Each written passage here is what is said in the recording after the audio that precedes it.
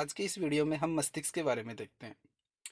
मनुष्य का मस्तिष्क अस्थियों के खोल यानी क्रोनियम यानी कपाल में बंद रहता है और मस्तिष्क में 8 अस्थियां होती है। याद रखना आपको कितनी हड्डियां होती है मस्तिष्क में 8, जो इसे बाहरी आघातों से बचाता है यानी कपाल जो होता है वो उसे चोट से बचाता है। इसके अलावा ये 3 झिल्लियों से भी ढका होता है, जिनके अंदर एक तरह का लिक्विड भरा होता है जिसको परमस्तिष्क द्रव्य भी कहते हैं, और वो लिक्विड भी चोट लगने से बचाता है। मनुष्य का मस्तिष्क लगातार सक्रिय होता है। वह इसमें 85% यानी कि 85% जल की मात्रा पाई जाती है, यानी हमारे ब्रेन के अंदर लगभग 85% पानी की मात्रा होती है। मनुष्य के मस्तिष्क का वजन 1400 ग्राम होता है, यानी मस्तिष्क का वजन होता है 1400 ग्राम। मस्तिष्क मुख्य रूप से 3 भागों में बांटा गया है, अग्र मस्तिष्क, मध्य मस्तिष्क और पश्च मस्तिष्क। यानी हमारा जो ब्रेन होता है इसके 3 पार्ट होते हैं, अग्र मस्तिष्क, मध्य मस्तिष्क और पश्च मस्तिष्क। अग्र मस्तिष्क के भी 2 पार्ट होते हैं और मध्य मस्तिष्क के भी 2 और पश्च मस्तिष्क के भी 2। अग्र मस्तिष्क के 2 भाग होते हैं, सेरिब्रियम और डाईएनसीफेलोन। थैलेमस और डाईएनसीफेलोन के 2 पार्ट होते हैं, थैलेमस और हाइपोथैलेमस। अगर मस्तिष्क का जो पहला पार्ट है सेरिब्रम, यह मस्तिष्क का सबसे विकसित भाग होता है।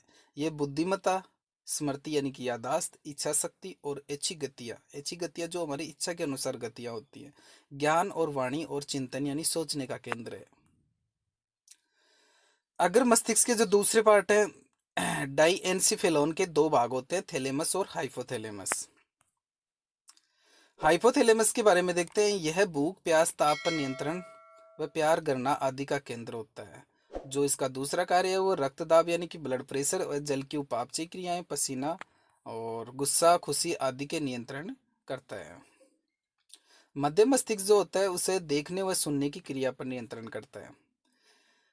पश्च मस्तिष्क का जो पहला पार्ट होता है जिसको सेरिबेलम कहते हैं, ये शरीर का संतुलन बनाए रखता है व ऐच्छिक पेशियों के संकुचन पर नियंत्रण करता है। यह आंतरिक कान के संतुलन व बाकी संवेदनाओं को भी ग्रहण करता है। पश्च मस्तिष्क का जो दूसरा भाग होता है जिसको मेडुला ओब्लांगेटा कहते हैं, यह मस्तिष्क का सबसे पीछे का भाग होता है। इसका मुख्य कार्य उपापचयी क्रियाएं, रक्तदाब यानी कि ब्लड प्रेशर, आहार नाल व कर्माकुचन गति, ग्रंथि, स्राव व हृदय की धड़कन पर नियंत्रण करता है। कौन? Medulla oblongata. अब देखते हैं मेरुरज्जु के बारे में।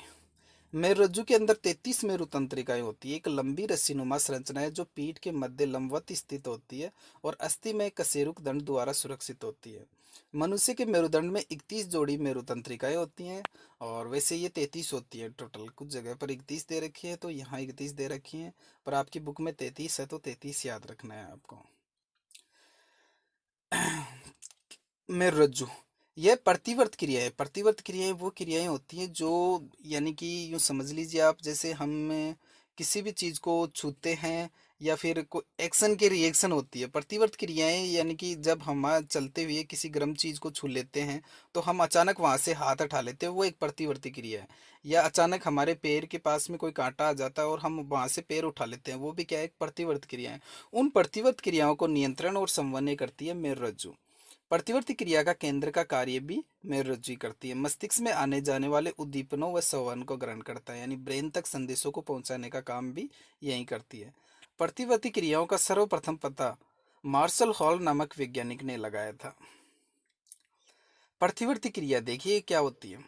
ये अबंधित जन्मजात व यंत्रवत क्रियाएं हैं जिन पर मस्तिष्क का नियंत्रण नहीं होता, यानी हमारा ब्रेन कंट्रोल नहीं करता। प्रतिवर्ती क्रियाओं को कौन कंट्रोल करता है? न्यूरॉन्स। ओ सॉरी, मेरुरज्जु कंट्रोल करती है। जैसे नेत्र में कुछ गिर जाने पर पलकों का झपकना, यानी तुरंत हम पलके झपका लेते हैं। तेज रोशनी में आंखों की पुतलियों को सिकुड़ना, कांटा चुभने पर पैर के ऊपर उठाना। प्रतिवर्ती क्रियाएं बहुत तीव्र होती है, यानी बहुत तेजी से